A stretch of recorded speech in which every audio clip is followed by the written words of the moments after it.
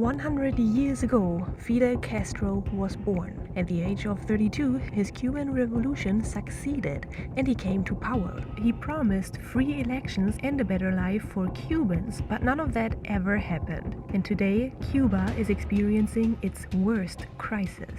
In 1952, Cuba was ruled by a dictator named Batista, and Batista didn't gain power because of elections. He came to power due to a military coup. And then in 1953, a young lawyer tried to overthrow Batista's government.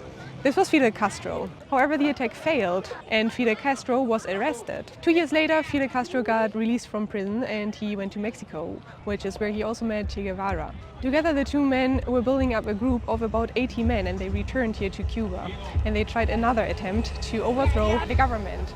Again, the second attempt failed. Fidel and Che survived the attack and they started to hide in the mountains. The rebels slowly began to grow by building trust with the local population. By 1957, only 2 years after Fidel's return to Cuba, the small band of survivors had grown into a disciplined guerrilla army controlling parts of eastern Cuba.